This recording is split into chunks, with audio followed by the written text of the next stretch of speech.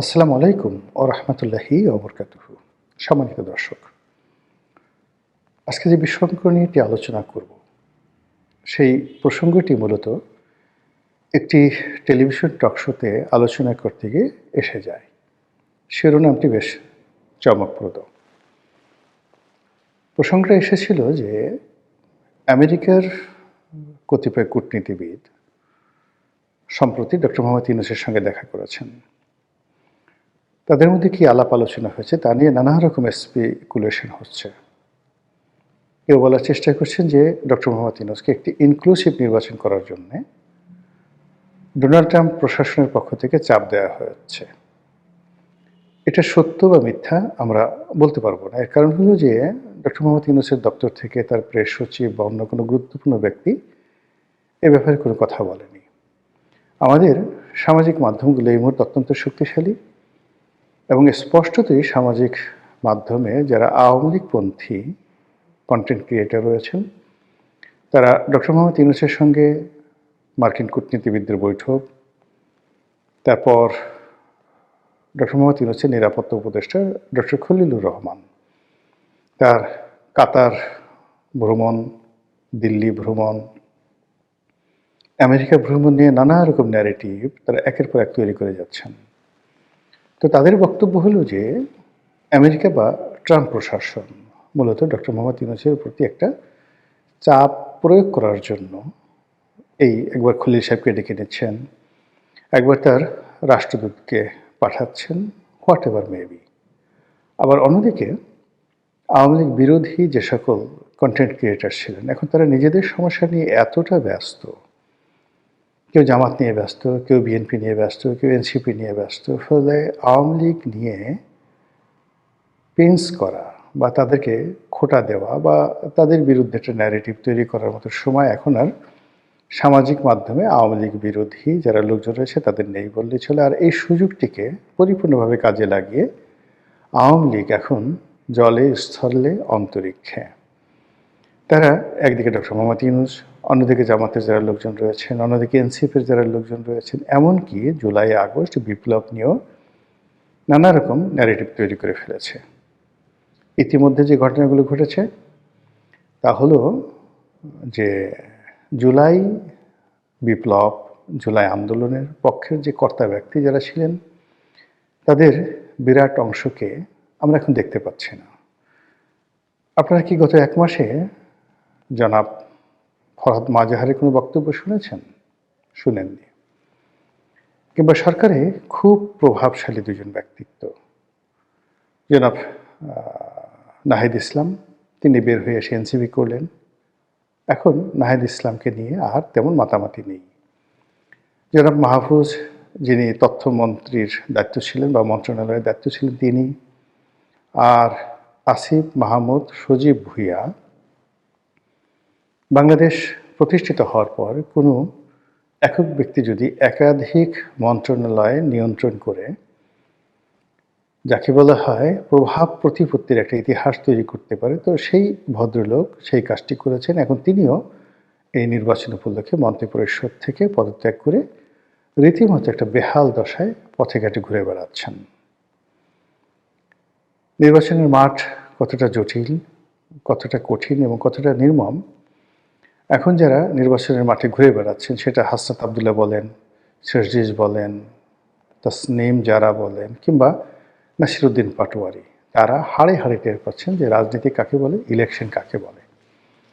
তো সরকারি মদদে রাজনীতি করা বা সরকারি মদদে প্রতিপক্ষকে গালাগাল দেওয়া আর নির্বাচনের ময়দানে প্রতিপক্ষকে মোকাবেলা করা যে কত কঠিন এবং বাস্তবতা, তা এখন তারা হাড়ে হাড়ে টের পাচ্ছেন। তো এই অবস্থায় আওয়ামী লীগকে আক্রমণ করা, শেখ হাসিনাকে খোঁটা দেওয়া বা অন্য কোনো বিষয়, এটা নিয়ে মূলত এই গত 17 মাসে যারা ব্যস্ত ছিলেন তাদের এই মুহূর্তে কোনো সময় নেই। বিএনপির অন্তর্দ্বন্দ্ব, কলহ, বিবাদ চূড়ান্ত পর্যায়ে। জনাব তারেক রহমান সাহেব আসছেন, বিরাট একটা আবহ তিনি তৈরি করছেন এবং ক্রমশ তিনি ধীরে ধীরে তিনি যে একজন সাধারণ নাগরিক, সাধারণ ভোটার, সাধারণ এমপি প্রার্থী, কিংবা ধরুন বিএনপির চেয়ারপারসন বা চেয়ারম্যান, এই পদের বাইরে তার যে কোনো সুপারম্যান শিপ নেই, তার হাতে কোনো জাদুর বাক্স নেই, কাঠি নেই। এটি ক্রমশ এই মুহূর্তগুলো কেটে যাচ্ছে এবং তিনি খুব সাধারণ একজন মানুষ রূপে সমাজে বিচরণ করছেন এবং তাকে কেন্দ্র করে যে গত কয়েকদিন, ধরুন অলমোস্ট 10 দিন, তিনি এলেন ডিসেম্বরের 25 তারিখে। সেখান থেকে জানুয়ারির 5 তারিখ পর্যন্ত তাকে কেন্দ্র করে যে ভাইবটি ছিল, এটি এখন কমতে কমতে কমতে কমতে মানে একেবারে স্বাভাবিক অবস্থায় চলে আসছেন। এখন তার মধ্যে, জামাতের আমিরের মধ্যে কিংবা এনসিপির নাহিদের মধ্যে আসলে কতটুকু পার্থক্য রয়েছে এটি বোঝা যাবে আরও সপ্তাহখানিক পর। তিনি ইতিমধ্যে ডক্টর মোহাম্মদ ইউনূসের সঙ্গে দেখা করেছেন, তার মায়ের স্মরণ সভা হয়েছে। তো তাকে কেন্দ্র করে নানা রকম, তিনি যে একজন মহামানব, অতি ভদ্র মানুষ, তার যে অনেক সুপার কতগুলো কোয়ালিটি রয়েছে ইত্যাদি নানা বিষয় খাওয়ানোর চেষ্টা করা হচ্ছে, ব্র্যান্ডিং করার চেষ্টা করা হচ্ছে অত্যন্ত, যাকে বলা হয় ম্যাথমেটিক্যালি। কিন্তু এগুলো 24 ঘন্টার বেশি মানুষকে আকর্ষণ করে না। মানুষ তার চিরাচরিত সমস্যার মধ্যেই থাকতে চায়। তো এইরকম যে বহুমুখী সমীকরণ, বহুমুখী যাকে বলা হয় ধ্যান ধারণা, চিন্তা চেতনা, সন্দেহ, অবিশ্বাস, তারপরে নানা রকম আশা আকাঙ্ক্ষা, স্বপ্ন, সব কিছুর মধ্যে মানুষ যে নিজেদের আশা খুঁজে, ঠিকানা খুঁজে, ঠিক নাটোরের বনলতা সেনের মতো, যেগুলো অসম্ভব, হবে না, যেগুলো কোনো বাস্তব ভিত্তি নেই, কিন্তু শুনতে ভীষণ রকম মজা লাগে, কল্পনা করতে ভীষণ রকম তৃপ্তিবোধ হয়। এই বিষয়গুলোর দিকে মানুষের আকাঙ্ক্ষা বেশি এবং সেইগুলো নিয়ে সামাজিক মাধ্যমে তোলপাড় হয়। আর তারই ধারাবাহিকতায় ডক্টর মোহাম্মদ ইউনূসের সঙ্গে এই যে আমেরিকান যারা দূত বা আমেরিকার যারা রাষ্ট্রীয় প্রতিনিধি এলেন, তারা এসে তাকে যেটা বললেন, কি বলেছেন আমরা জানি না, তার প্রেক্ষিতে হঠাৎ করে আজব একটা বিষয় এলো। ডক্টর মোহাম্মদ ইউনূস বললেন যে আওয়ামী লীগ তাদের সঙ্গে রিকনসিলিয়েশন হতে পারে যদি তারা সরি বলে, দুঃখ প্রকাশ করে। আর এই যে আওয়ামী লীগের সঙ্গে রিকনসিলিয়েশন বা আওয়ামী লীগের সরি বলা, দুঃখ প্রকাশ করা, অপরাধ স্বীকার করা, এই বিষয়গুলো নিয়ে নানা সময় ডক্টর মোহাম্মদ ইউনূসের যে প্রেস সচিব আছে তিনি বিভিন্ন রকম কটূক্তি করেছেন। তো এই বিষয়গুলো নিয়ে যখন আলোচনা হচ্ছিল একটা টেলিভিশন টক শোতে, তখন উপস্থাপিকার জবাব দিতে গিয়ে আমি এখানে হঠাৎ করে বলেছিলাম যে আওয়ামী লীগের যে ইগোবোধ, তারা ইঁদুরের বিষ খেয়ে মারা যাবে, আত্মহত্যা করবে, 20 তলা বিল্ডিং থেকে ঝাঁপিয়ে পড়বে, কিন্তু কোনো অবস্থাতেই তারা ডক্টর মোহাম্মদ ইউনূসের কাছে আত্মসমর্পণ করবে না, সরি বলবে না। এটা তাদের একটা ইগো। তো এই বক্তব্যটি অনেকটা ভাইরাল হয়ে যাওয়ার পরে আমার কাছে মনে হলো যে এই বিষয়টি নিয়ে আরেকটু বিস্তারিত আলোচনা করা দরকার। আমাদের দেশের যে রাজনীতি, সেই রাজনীতির মধ্যে প্রতিহিংসা একটা বিরাট ফ্যাক্টর। কোনো রাজনীতিবিদদের মধ্যে যদি এই বাংলায় কোনো প্রতিহিংসা ঢুকে যায়, সে পদ পদবি পাওয়ার সঙ্গে সঙ্গে উইদিন 24 ঘন্টার মধ্যে তার সেই প্রতিহিংসা সে চরিতার্থ করবেই। এর বাইরে অন্য কিছু থাকতে পারে অন্য জাতির ইতিহাসে, কিন্তু বাঙালি জাতির ইতিহাসে সেটা নেই। কাজেই এখানে প্রতিনিয়ত প্রতিহিংসা রাজনীতি হচ্ছে এবং হবে। 2 নম্বর হলো যে যখন কোনো একটা মানুষ রাষ্ট্র ক্ষমতায় বসে, মানে যদি ইভেন 24 ঘন্টার জন্য আপনি কাউকে কোনো পদ পদবিতে বসিয়ে দেন, ওর মধ্যে একটা অহমিকা চলে আসে। সে নিজেকে অভিজাত ভাবতে শুরু করে, নিজেকে ব্লেসড, আল্লাহর যাকে বলা হয় আশীর্বাদ পুষ্ট ভাবতে শুরু করে, ইত্যাকার নানা বিষয়াদি সেখানে রয়েছে। তো সেই দিক থেকে আওয়ামী লীগ সেই 1954 থেকে কখনো রাজপথ কাঁপিয়েছে, কখনো রাজপ্রাসাদ কাঁপিয়েছে, কখনো সিংহাসন কাঁপিয়েছে, বহু ভালো কাজ করেছে, বহু মন্দ কাজ করেছে।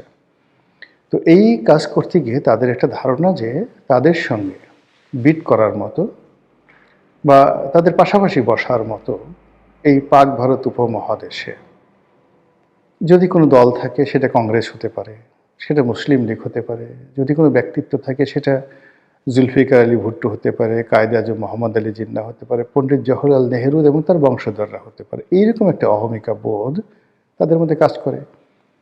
এটাকে আমি অহংকার বলতে পারি, দাম্ভিকতা বলতে পারি, কিন্তু আওয়ামী লীগ এটাকে মনে করে তাদের একটা লিগেছি।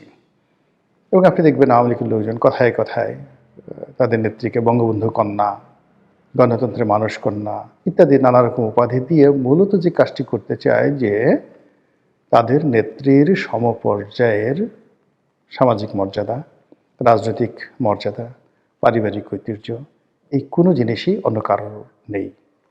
তো সেই দিক থেকে ডক্টর মোহাম্মদ ইউনূসকে তারা তাচ্ছিল্য করে। কিভাবে করে? এই যে ৬,০০০ টাকা বেতন পেতেন, মানে ডক্টর মোহাম্মদ ইউনূস যখন গ্রামীণ ব্যাংকের ম্যানেজিং ডিরেক্টর ছিলেন যে সময়টিতে, তখন আসলে ৬,০০০ টাকার কিন্তু অনেক দাম, খুবই দাম। উনি এমডি হয়েছেন যে সনে সরকারি বেতন পেতেন ৬,০০০ টাকা। তখন হয়তো বিসিএস স্টার্টিংয়ে ৭৫০ টাকা স্কেল ছিল। কিন্তু ওই যে মেজর জিয়াকে বলা হয় ৪০০ টাকার মেজর। তো ৪০০ টাকার মেজর বলতে যখন প্রেসিডেন্ট জিয়াউর রহমান ৪০০ টাকা বেতন পেতেন, তখন ১ ভরি স্বর্ণের মূল্য ছিল মাত্র ৬০ টাকা, ৬০ টাকা। তো সেই ৬০ টাকা যদি ভরি হয়, ৪০০ টাকাতে তিনি কয় ভরি স্বর্ণ পেতেন? এখন মানে ২.৫ লাখ টাকা করে স্বর্ণের ভরি। তো তার বেতন এই জমানাতে কত টাকা হতো? তো এরকম এই জিনিসগুলো আওয়ামী লীগ বিচার বিশ্লেষণ না করে শুধু জিয়াউর রহমান সাহেবকে ছোট করার জন্য খুঁটা দেবে ৪০০ টাকার মেজর। আবার যেই সময়টিতে উনি ৬,০০০ টাকা বেতন পেতেন, তখন প্রধানমন্ত্রীর বেতন কত ছিল, এমপিদের বেতন কত ছিল, মানে ওগুলো বলার মতো না, খুবই অল্প বেতন ছিল। হয়তো এমপিদের বেতন ২,০০০ টাকা ছিল। কিন্তু ওই যে বলার যে ৬,০০০ টাকার একজন মানুষ এই কাজগুলো করেছে, এত টাকা আসলো কোত্থেকে, হাজার হাজার কোটি টাকা, এত শিল্প কলকারখানা কোথায় পেলেন, এগুলো নিয়ে আওয়ামী লীগ ব্যঙ্গ করে। তারপরে আওয়ামী লীগ ব্যঙ্গ করে যে আমরা তাকে চাকরি দিয়েছি, আমরা তাকে ব্যাংক দিয়েছি, আমরা তাকে এটা করেছি ওটা করেছি বলে খোঁটা দিয়ে দিয়ে এখন তিনি যে কোনো একটা পরিবেশ পরিস্থিতি, যেটা আমার বলা ঠিক হবে না, তিনি ক্ষমতায় বসেছেন। তাতে কি হয়েছে? আমরা গলায় দড়ি দিয়ে মরবো, বিষ খেয়ে মরবো। কিন্তু এই লোকের কাছে ৬,০০০ টাকা যার বেতন, তার কাছে গিয়ে আমাদের under the reconciliation rules and regulation আমাদেরকে সরি বলতে হবে, হাত জোড় করে ক্ষমা চাইতে হবে, এটা সম্ভব নয়। এই গেল একটা। অন্য আর একটা পক্ষে তারা বলার চেষ্টা করছেন যে এখানে রিকনসিলিয়েশন আসছে কেন? রিকনসিলিয়েশন আসে যখন এটি ব্যক্তির অপরাধ থাকে, সে তার অপরাধ স্বীকার করে। কিন্তু যখন গ্রুপ অফ গ্যাং থাকে, একটা দল, একটা রাষ্ট্র, একটা সরকার কম্বাইন্ডলি অপরাধ করে, অপরাধ সংগঠিত করে, তখন সেখানে আসলে ফৌজদারি দণ্ডবিধি অনুযায়ী তাদেরকে কালেকটিভ ওয়েতে বিচার করা ছাড়া কোনো ওয়ে থাকে না। এখানে জেনারেল মার্সির কোনো বিষয় থাকে না। তো আওয়ামী লীগ তার সরকার থাকা অবস্থায় যে অন্যায়গুলো করেছে, দুর্নীতিগুলো করেছে, সেগুলো বিচার চলছে। আমাদের সাধারণ কোর্টে বিচার চলছে, আইসিটিতে বিচার চলছে, আরও বিচার হবে। এগুলো তো হচ্ছে। এখানে সরি বললে কি আমাদের সেই বিচার বন্ধ করে দেবে? তারা যদি এখন ভুল স্বীকার করে যে আমরা ভুল করেছি, তাহলে কি এই বিচার বন্ধ হয়ে যাবে? তাদেরকে জেলখানা থেকে ছেড়ে দেওয়া হবে? প্রশ্নই আসে না। ফলে বিষয়টা হলো এরকম যে বিচারের কাজ চলতে থাকুক, বিচার হতে থাকুক, যারা অপরাধী তারা শাস্তি পাক, আর যারা অপরাধ করেনি তারা মুক্ত থাকুক এবং তারা রাজনীতি করুক। এবং এই যে রাজনীতি, এটাকে আপনি কোনো সংজ্ঞার মধ্যে ফেলবেন না। এটা যে কোনো রাজনীতিবিদ, যে কোনো জনগণ, যে কোনো মানুষ, স্বাধীন দেশের নাগরিক, তার একটি মৌলিক অধিকার। তো সেই মৌলিক অধিকারের জন্য আমাকে কেন রিকনসিলিয়েশনে যেতে হবে, ডক্টর মোহাম্মদ ইউনূসের কাছে মাপ চাইতে হবে, এই কথাগুলো নিয়ে আওয়ামী লীগের লোকজন বিতর্ক করছে। আর এরই প্রেক্ষিতে আমি ওই যে শব্দটি, যে তারা বিষ খেয়ে মরবে, ইঁদুরের বিষ খেয়ে মরবে, কিন্তু তারা মাপ চাইবে না। আশা করি আপনারা বুঝতে পেরেছেন। মহান আল্লাহ আমাদের সবাইকে হেদায়েত দান করুন এবং হেফাজত করুন। আসসালামু আলাইকুম ওয়া রাহমাতুল্লাহি ওয়া বারাকাতুহু।